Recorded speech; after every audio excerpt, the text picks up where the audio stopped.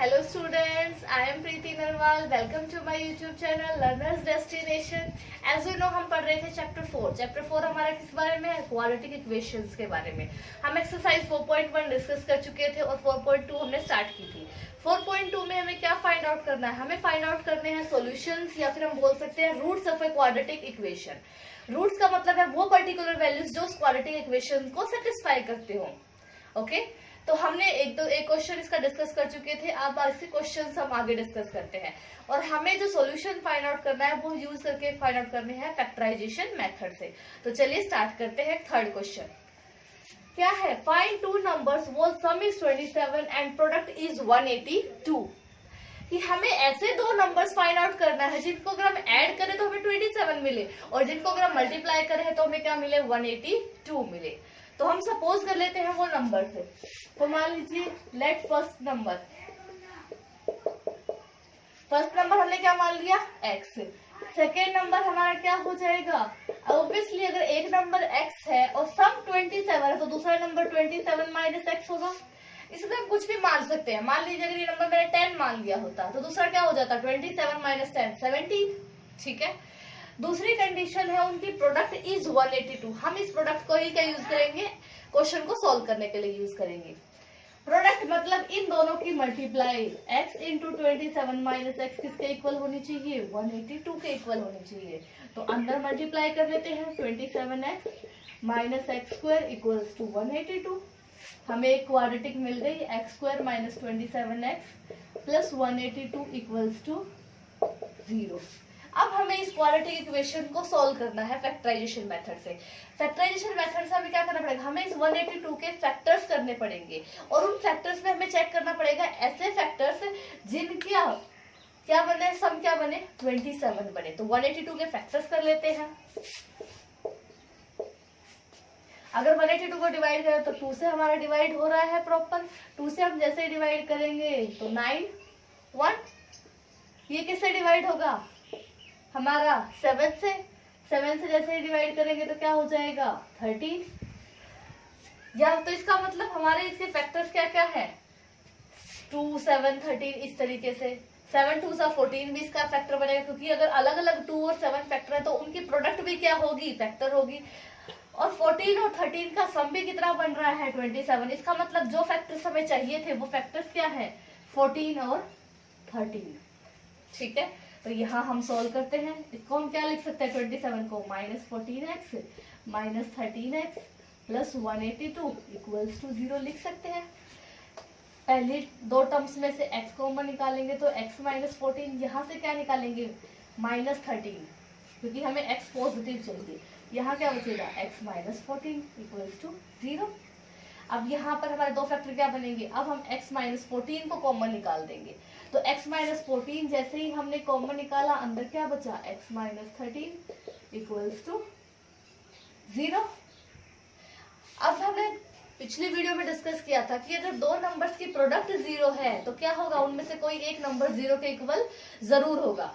तो इसका मतलब या तो ये 0 के इक्वल होगा या ये 0 के इक्वल होगा. तो जैसे ही हम x माइनस 14 को 0 के इक्वल रखेंगे, x माइनस 14 इक्वल्स टू 0, तो x की वैल्यू क्या आ गई? 14. ऐसे इसको इक्वल टू 0 रखेंगे तो x की वैल्यू क्या आ गई? 13. दैट मीन्स वो दो नंबर जो हमें चाहिए थे वो नंबर हमारे क्या होंगे? 14 और 13 होंगे. तो 14 और 13 ऐसे नंबर है जिनको अगर हम ऐड करें तो 27 मिलेगा और अगर मल्टीप्लाई करें तो क्या मिलेगा? 182 मिलेगा. ठीक है. पहले हमने क्या किया? नंबर सपोज किए, फिर क्वाड्रेटिक इक्वेशन फॉर्म की, फिर उस क्वाड्रेटिक इक्वेशन को फैक्टराइजेशन मेथड की हेल्प से सॉल्व किया और लास्ट में हमें आंसर मिल गया 14 एंड 13. ओके. आई होप आपको ये क्वेश्चन समझ में आ गया होगा. कोई डाउट रह जाए तो कमेंट में जरूर पूछिएगा. तो चलिए अब डिस्कस कर लेते हैं क्वेश्चन नंबर 4. क्वेश्चन नंबर 4 हमें क्या कहता है? Find two consecutive positive integers sum of whose squares is 365. हमें ऐसे दो कॉन्जिक्यूटिव पॉजिटिव इंटीजर. कॉन्जिक्यूटिव का मतलब होता है लगातार. लगातार दो इंटीजर्स की वैल्यू फाइंड आउट करनी है जिनको अगर उनका स्क्वायर करें और ऐड करें तो हमें क्या मिलेगा? 365 मिलेगा. कॉन्जिक्यूटिव इंटीजर का मतलब जैसे हम बोल सकते हैं 3 4 5 6 बोल सकते हैं, 12 13 बोल सकते हैं, मतलब जो लगातार हो. ठीक है. तो हम सपोज करेंगे. सबसे पहली बात हम मान लेते हैं let first integer first integer अगर हमने x मान लिया तो ऑब्वियसली जो सेकेंड कॉन्जिक्यूटिव इंटीजर होगा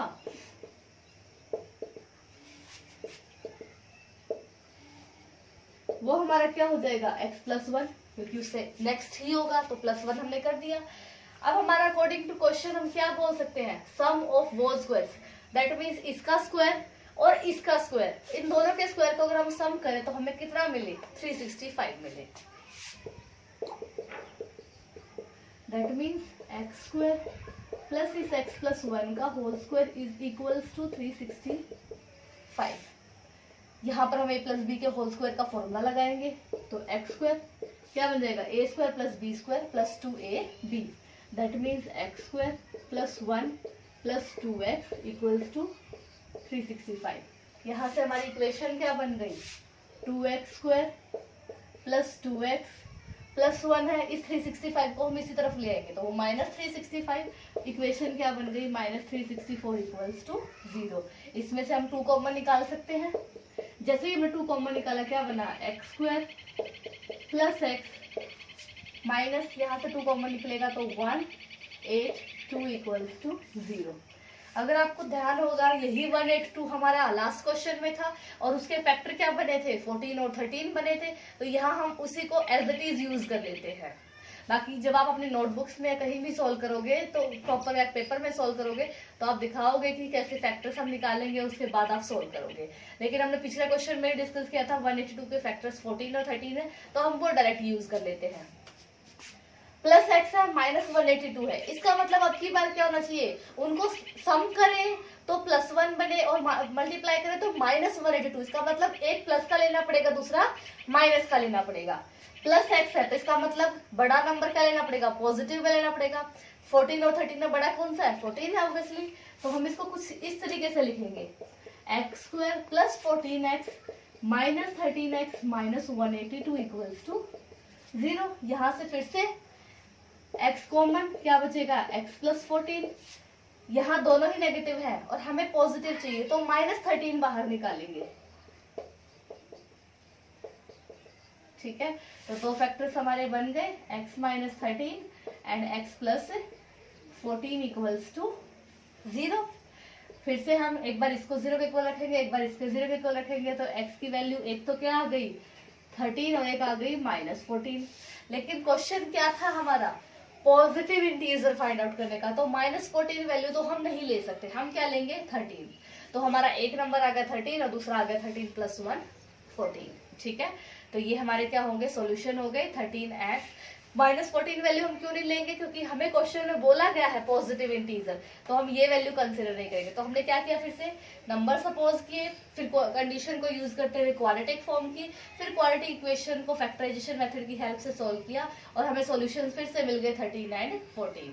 ओके, चलिए स्टूडेंट्स अब हम डिस्कस करते हैं क्वेश्चन नंबर 5। क्वेश्चन नंबर 5 हमें क्या कहता है, the altitude of A right angle triangle is 7 centimetre less than it's base. If the hypotenuse is 13 centimeter, find the other 2 sides. इसमें एक राइट ट्रायंगल दैट मीन्स एक समकोण त्रिभुज के बारे में बात की गई है। अब समकोण त्रिभुज हमारी कुछ कैसी होती है, ये हमारी समकोण त्रिभुज होती है। एल्टीट्यूड, एल्टीट्यूड का मतलब होता है ये जिसको हम बोलते हैं लंब, तो ये तो हम हो गया हमारा एल्टीट्यूड या परपेंडिकुलर बोल सकते हो इसको। बेस मतलब आधार, ये हमारा क्या हुआ बेस, और ये हमारा क्या होता है हाइपोटेन्यूज, यही होता है। बोला क्या गया है, the altitude of A right triangle is 7 centimetre less than it's base. Base से क्या है, ये जो एल्टीट्यूड है वो 7 कम है और इसकी जो हाइपोटेन्यूज की वैल्यू है वो दे रखी है, वो कितनी है 13 सेंटीमीटर है। ठीक है, हमें ये दोनों परपेंडिकुलर और जो बेस है या एल्टीट्यूड और बेस है मतलब लंब और आधार की वैल्यू बतानी है हमें इस ट्रायंगल में। हमें समकोण त्रिभुज से याद आती है पाइथागोरस थ्योरम। कौन सी theorem, Pythagoras theorem. Pythagoras theorem हमें क्या कहती है कि लंब का स्क्वायर जब हमें आधार का स्क्वायर किसके इक्वल होता है, हमारे कर्ण के स्क्वायर के इक्वल। इसका मतलब perpendicular square plus base square is equals to hypotenuse का स्क्वायर। ये प्रॉपर्टी हम यूज करते हैं। अगर हम बेस को मान लेते हैं x सेंटीमीटर, ठीक है, तो हमारे कंडीशन के अकॉर्डिंग परपेंडिकुलर कितना हो जाएगा x - 7, क्योंकि ये क्या है बेस से 7 कम है। ठीक है, तो आप यहाँ लिख भी सकते हो लेट आपने बेस मान लिया, बेस ऑफ द ट्रायंगल कितना है, x है, तो जो आपका एल्टीट्यूड है वो कितना हो जाएगा, x माइनस 7 हो जाएगा। अब आप लिखोगे by using Pythagoras theorem.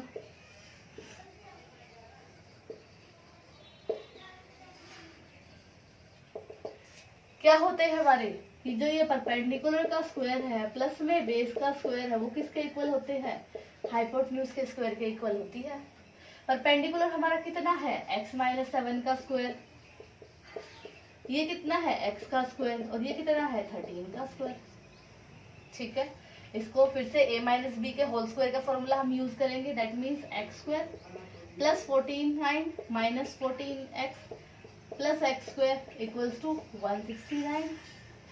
Solve करेंगे, X square plus X square क्या हो जाएगा हमारा, 2x स्क्वायर माइनस 14x, ये प्लस 49 है, ये 169 है, इसको इस तरफ लेके आएंगे तो ये प्लस ये माइनस होगा, क्या बचेगा हमारा 120 इक्वल्स टू 0। ठीक है, ये बचेगा, इसमें से चाहो तो 2 कॉमन निकाल सकते हो, x square minus 7x minus हमारा कितना बचेगा 60 इक्वल्स टू 0। अब हमें करने हैं इस क्वाड्रेटिक इक्वेशन के फैक्टर। ठीक है, यहाँ तक समझ में आ गया होगा आई होप आप सबको, क्योंकि हमने क्या किया इस क्वेश्चन में, सबसे पहले हमने बेस माना, फिर हमने एल्टीट्यूड सपोज किया उसके अकॉर्डिंग, फिर हमने पाइथागोरस थ्योरम यूज की, क्योंकि हमें बाकी साइड्स निकालने के लिए पाइथागोरस थ्योरम की जरूरत थी। तो लास्ट में हमारी ये इक्वेशन फॉर्म हुई। अब हम सोल्व करेंगे।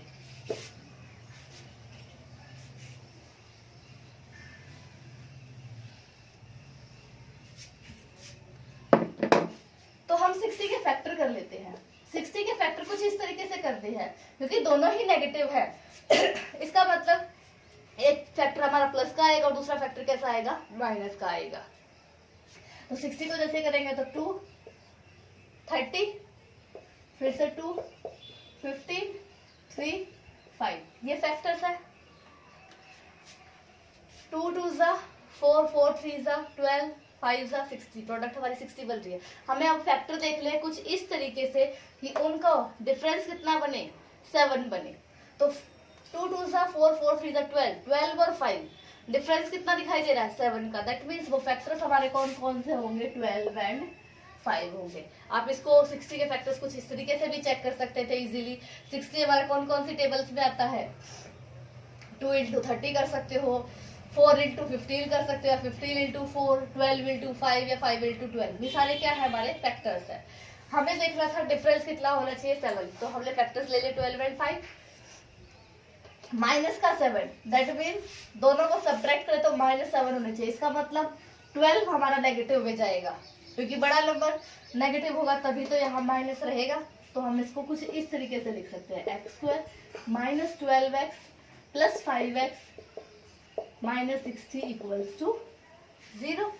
इन दोनों में से क्या कॉमन निकलेगा, x माइनस 12, यहाँ से क्या कॉमन निकलेगा plus 5x minus 12 equals to 0।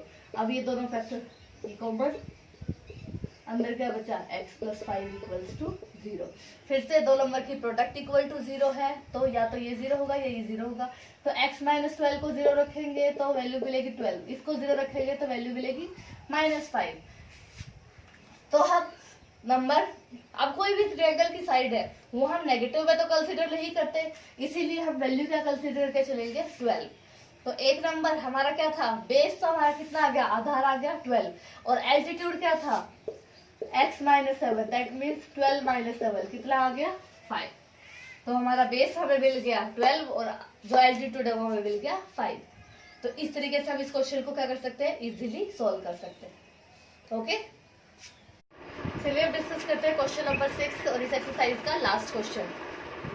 क्या कहता है, a cottage industry produces a certain number of pottery articles in a day. It was observed on a particular day the cost of production of each article was 3 more than twice the number of articles produced on that day. If the total cost of production on that day was ₹90, find the number of articles produced and the cost of each article. किसी भी poultry farm की बात की गई है कि वहां पर क्या है, कुछ आर्टिकल्स, तो मतलब किसी भी एक इंडस्ट्री की बात की गई है, वहां पर कुछ ना कुछ आर्टिकल्स बनते हैं, कोई ना कोई चीज बनती होगी। क्या बोला गया है कि किसी एक खास दिन पर क्या हुआ कि जो जितने भी आर्टिकल्स बने और जो उनकी कॉस्ट ऑफ प्रोडक्शन थी, मतलब किसी चीज को बनाने में कितनी कीमत लगती है, जितने पैसे लगते हैं, वो क्या होती है, कॉस्ट ऑफ प्रोडक्शन होती है। वो क्या हुई, नंबर ऑफ आर्टिकल्स के दुगने से 3 ज्यादा हुई। और उन्होंने कहा कि टोटल जो कॉस्ट लगी वो कितनी थी, 90 लगी थी। तो हमने बताना है कि कितने आर्टिकल्स बनाए गए और हर एक आर्टिकल की कीमत क्या रही होगी। ठीक है, मान लीजिए आपने एक पेन खरीदा, उस पेन की कीमत क्या है, 5 रुपए है, और आपने ऐसे ही कितने पेन खरीदे, 10 पेन खरीदे, तो आप मतलब आपने टोटल रुपए कितने पे करोगे, 10 × 5 50 पे करोगे। इसी तरीके से अगर हम कोई चीज बना रहे हैं अपने घर पर या कोई इंडस्ट्री में बना रहे हैं, तो जो टोटल प्रोडक्शन कॉस्ट होती है वो किसके इक्वल होती है, हमने कितने तो आर्टिकल बनाए इनटू में कि हर एक आर्टिकल की कीमत कितनी है। अगर हम 100 आर्टिकल बनाएंगे तो 100 की मान लो एक की कीमत 5 रुपए है, तो 100 की कीमत कितनी हो जाएगी, 500 रुपए हो जाएगी। तो यही चीज हमें इस क्वेश्चन में यूज करनी है। तो चलिए स्टार्ट करते हैं क्वेश्चन।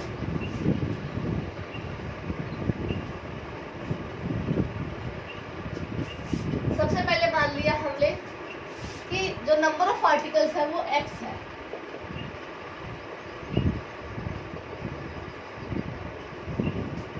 और जो कॉस्ट ऑफ प्रोडक्शन है फिर वो क्या हो जाएगी, एक आर्टिकल के बनाने की।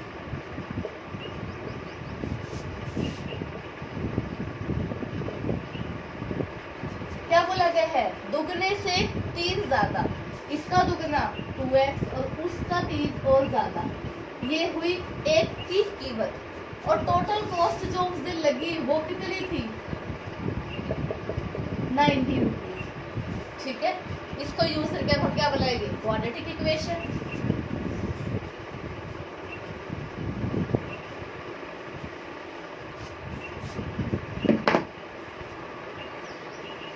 ठीक है, क्या बोला, अब इन दोनों की मल्टीप्लाई ही तो टोटल कॉस्ट के इक्वल होगी। दैट मीन्स ये x इनटू में ये 2x + 3, ये किसके इक्वल होना चाहिए, 90 के इक्वल होना चाहिए। अंदर मल्टीप्लाई करेंगे तो 2x² + 3x, इसको इस तरफ ले आएंगे, -90 = 0। अब जो हमारी प्रोडक्ट होगी वो इस 2 की और 90 की होगी, दैट मीन्स 180। तो हमें फैक्टर किससे करने होंगे, 180 के। 180 के कैसे फैक्टर्स, कि उनको हम सब्ट्रैक्ट करें तो या ऐड करें तो +3 आना चाहिए, और यहाँ नेगेटिव है, इसका मतलब एक फैक्टर प्लस का होगा और एक फैक्टर क्या होगा, माइनस का होगा। तो हम फैक्टर किसके लेंगे, इस 2 को 90 से मल्टीप्लाई करने के बाद कितना आएगा, 180। हम 180 के फैक्टर्स निकालेंगे। तो 180 के फैक्टर्स अगर हम करना चाहें तो हमारे क्या फैक्टर्स पॉसिबल है, मान लीजिए हम 4 लेते हैं, तो 4 4 = 16, 45 हो गया, 3 15।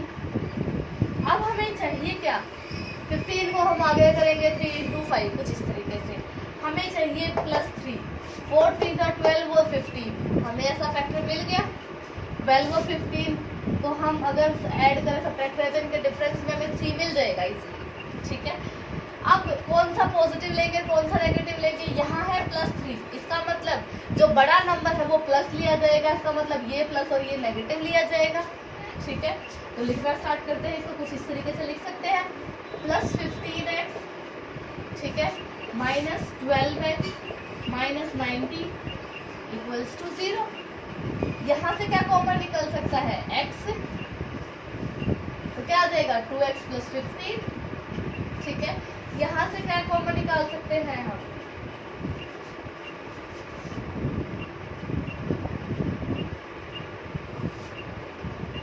कॉमन निकालेंगे तो क्या हो जाएगा, 2x + 15 = 0। 2x + 15 जैसे ही बाहर निकलेगा, 2 फैक्टर आ गए, 2x + 15 और एक x - 6 = 0। अब जैसे ही वैल्यू रखेंगे तो यहाँ इसको सॉल्व करने के बाद तो मिलेगी वैल्यू -15/2, और इसको सॉल्व करने के बाद मिलेगी वैल्यू 6। अब मुझे बताइए कि किसी भी चीज़ की कीमत नेगेटिव में हो सकती है, कि आप उसको चीज़ बना रहे हो, आपके पैसे लगे नहीं रहे, बल्कि आपको पैसे लगाने के ही पैसे मिल रहे हैं, ऐसा तो पॉसिबल नहीं है। तो हम किसी भी चीज़ की कीमत नेगेटिव तो नहीं हो सकती, तो वैल्यू हम क्या कंसिडर करेंगे, 6। तो ये तो क्या हुआ कि कितने आर्टिकल्स बने। कॉस्ट कैसे निकालेंगे, कॉस्ट हमारी क्या होगी, 2 × 6 प्लस 3, दैट मीन्स 2 6 ज़ा 12 प्लस 3 दैट मीन्स 15। तो एक आर्टिकल की कीमत तो 15 रुपये हुई और उस दिन आर्टिकल कितने बनाए गए 6। आप चेक कर सकते हैं 15 इंटू 6 हमारी जो प्रोडक्ट है वो भी क्या आ रही है 90 आ रही है। तो इस तरीके से आप क्वेश्चन को इजीली सॉल्व कर सकते हैं। ओके, तो ये थी एक्सरसाइज 4.2। यहाँ तक अच्छे से पढ़िएगा। अगर कोई डाउट रह जाए तो कमेंट में बताइएगा। अगर वीडियो अच्छी लगे तो वीडियो को लाइक कीजिएगा, अपने फैमिली में अपने फ्रेंड्स के साथ शेयर कीजिए और कोई डाउट रहे तो उनसे भी कनेक्ट कीजिए और वीडियो को लाइक और सब्सक्राइब कीजिए चैनल को, अगर आप चैनल पर नए हैं तो। Thank you so much.